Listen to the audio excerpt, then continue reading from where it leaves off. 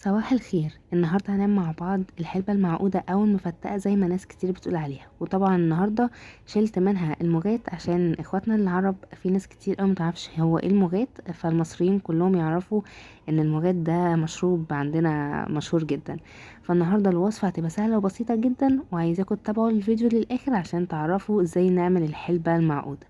اول حاجة هنحط شوية زيت كده في حلة، وبعد كده هننزل بربع كيلو من السمسم الابيض.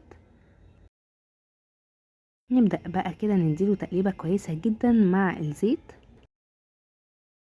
طبعا بنفضل نقلب في السمسم مع الزيت لغاية ما ياخد درجة لون كده الذهبي.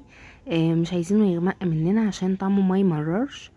وطبعا لو دي اول مرة تشوفوني، انا اسمي هايدي. ما تنسوش تعملوا لايك وشير للفيديو واشتراك في القناة وتفعلوا زر الجرس عشان يوصل لكم كل وصفاتي. انا ماما في المطبخ.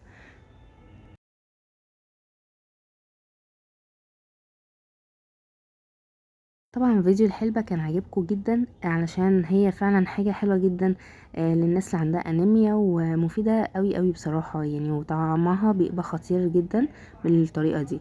فكان ناس كتير برضو بتسألني على المغات، زي الناس اللي في الدول العربية، المغرب والسعودية. ناس كتير ما تعرفش يعني ايه مغات، او ممكن يكون عارفين مثلا المغات بس هم عندهم باسم تاني. انا بصراحة مش عارفة ممكن يبقى يعني ليه مسمى تاني ولا لا. فالنهارده احنا مش هنحط المغاد ده لان هي دي حاجة اختيارية منكم. هي طبعا بتزود المغاد ده، بيزود فايدة الحلبة في ان هو يكون حاجة مفيدة للعظم شوية اكتر. لان هو اصلا مشروب المغاد حلو وليه فوائد كتير طبعا. بس فالنهارده مش هنحطوه، وهنعمل الوصفة سهلة جدا ومن غير مكونات يعني انتوا مش عارفينها. دلوقتي بقى وصل معانا السمسم للون الذهبي اللي احنا عايزينه، لون حلو كده ولطيف، مش عايزينه يغمق مننا خالص.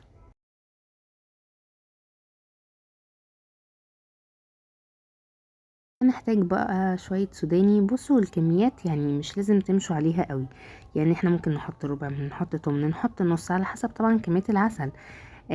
لكن زيادة بقى السوداني في الحلبة بيديها طعم حلو جدا طبعا، والسمسم كذلك. فاللي عايز يزود اكتر من كده يزود.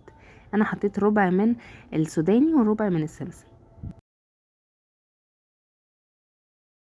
عايزه اقول لكم ان مفيش معلقه طلعتها من الحلبه غير وهي مليانه سوداني وسمسم، فهي الكميه كده كويسه. واللي عايز يزود طبعا يزود، واللي عايز يقلل طبعا يقلل، مفيش اي مشكله.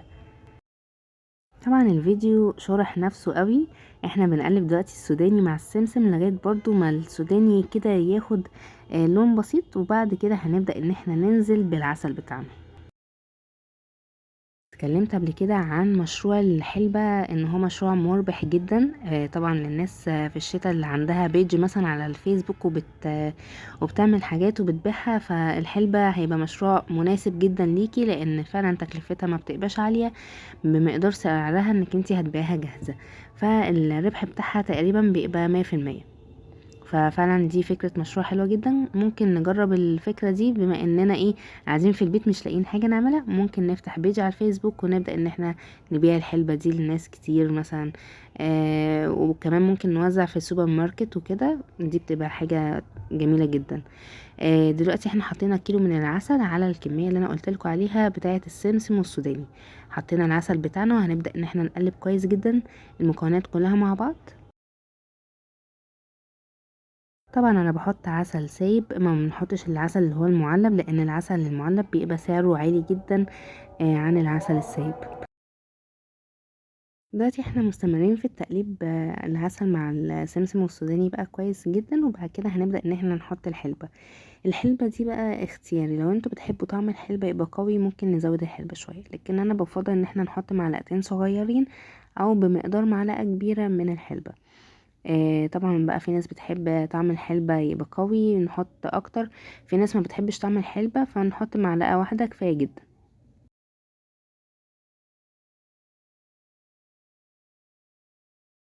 نقلب بقى المكونات كلها مع بعض كده دلوقتي تقليبة كويسة جدا لغاية ما تبدأ الحلبة معانا انها تغلي شوية. الحلبة المعقودة بحب ان انا اشارك كل تفصيلة وكل خطوة فيها معاكم علشان تبقوا شايفينها من اولها لاخرها بتتعمل ازاي، علشان تطلع معاكم مظبوطة جدا. دلوقتي بدأت انها تغلي معانا شوية، وهنبدأ ان احنا برضو نقلبها.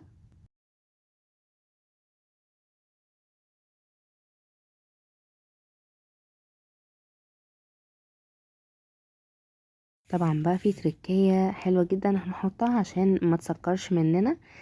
بس الاول كده تغلي معانا شوية، زي ما انتم شايفين بدأت انها تغلي.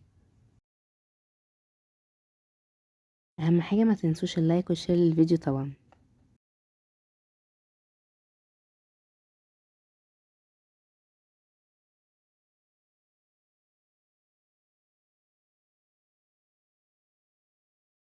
دلوقتي هي الحلبة خلاص بدأت انها تغلي خالص. هنبدأ دلوقتي ننزل بالتركية بتاعتنا، وهي شوية ملح ليمون.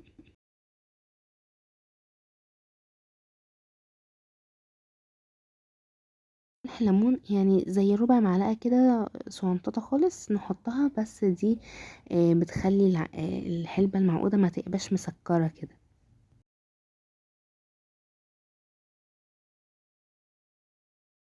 بس هنفضل بقى نقلب نقلب، نفضل نستمر في التقليب الحلبة كويس جدا لغاية بقى ما تبدأ تغلي زي ما انتم شايفين كده معانا. وبعد كده هنبدأ ان احنا برضو نقلبوها شوية، وبعد كده نطفي عليها ونسيبها تبرد.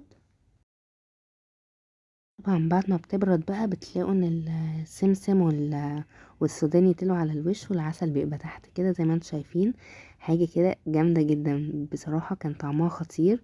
وبدأت انها تجمد اهي زي ما انتم شايفين، هي كده قوامها مناسب جدا. طبعا ما بحبهاش انها تقعد تجري كتير عشان ما تتقلش قوي مننا. لكن هي كده كويسة جدا. وهنبدأ ان احنا نجيب العلب بقى ونبدأ ان احنا نعبيها.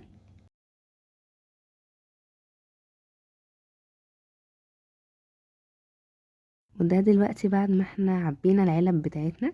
دي طبعا الكمية اللي طلعت معايا من كيلو عسل، 3 علب كويسين جدا كفونا اكتر من اسبوع. عشا بقى، فطار، كده في نص اليوم، حاجة حلوة كده ناكلوها في عيش فينو بتبقى خطيرة جدا. طعمها لذيذ لذيذ لذيذ فوق الوصف. جربوها مش هتندموا بجد على تجربة الحلبة المعقودة او المفتقة. طعمها بيبقى لطيف جدا، حاجة مفيدة جدا.